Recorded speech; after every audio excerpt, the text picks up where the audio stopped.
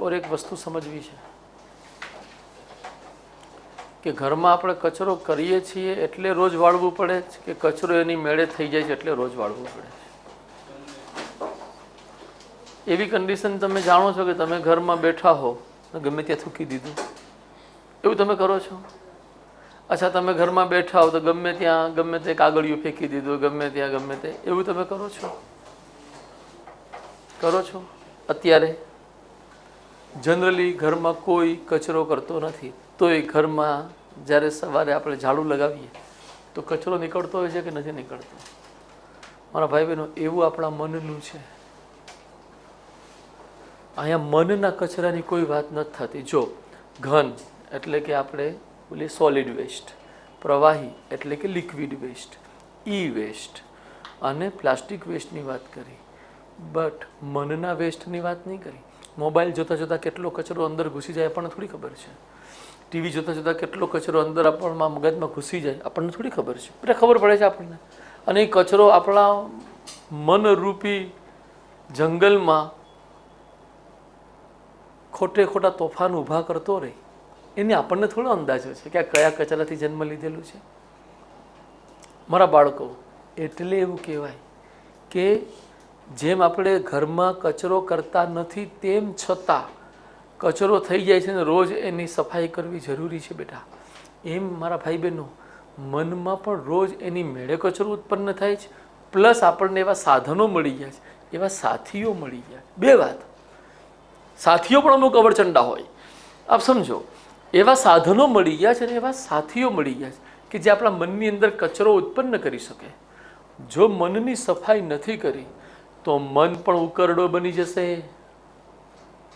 તો શું આપણે આપણા મનને ઉકરડો બનવા દેવું છે કે નહીં? પ્રશ્ન ઊભો થાય. એને ક્લીન એન્ડ ગ્રીન હાઉસ રાખવું છે કે મારા ભાઈ બહેનો એને ઉકરડો બનાવી દેવો છે?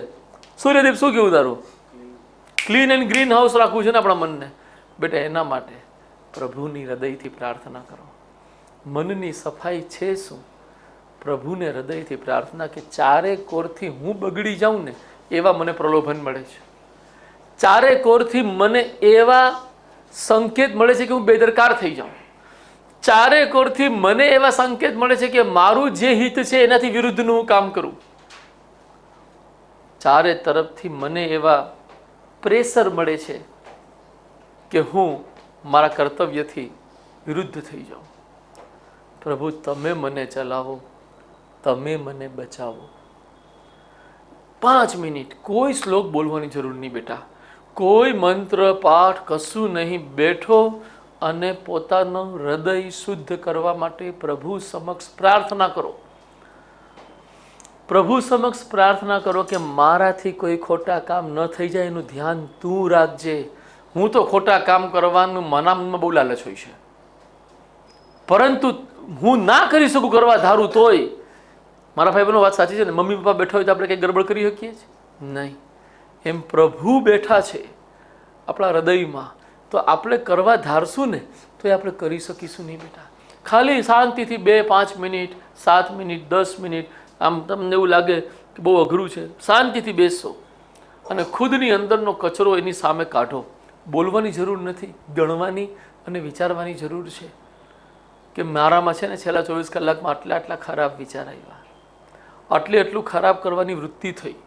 હું કરી ન શક્યો કેમ કે મારી પાસે તાકાત નથી, હું કરી ન શક્યો કારણ કે મને સમાજનો ડર હતો, હું કરી ન શક્યો મને મમ્મી પપ્પાનો ડર હતો.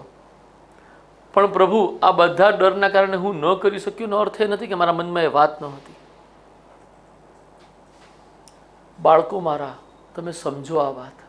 પ્રભુ સામે બેસીને જ્યારે તમે આ પોતાનો કચરો કાઢશો ને, મનમાં જ બોલી રહ્યા છો, કોઈને આપણે કહેવું નથી, કોઈને સંભળાવવું નહીં.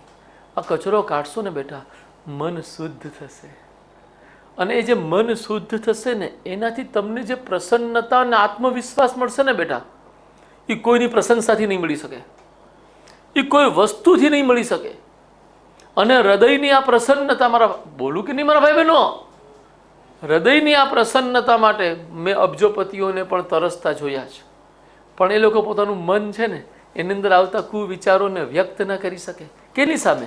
કોઈ વ્યક્તિની સામે કરશો તો આપણો ગેરલાભ લઈ શકે, પ્રભુની સામે કરશો તો કોઈ ગેરલાભ નહીં બેટા.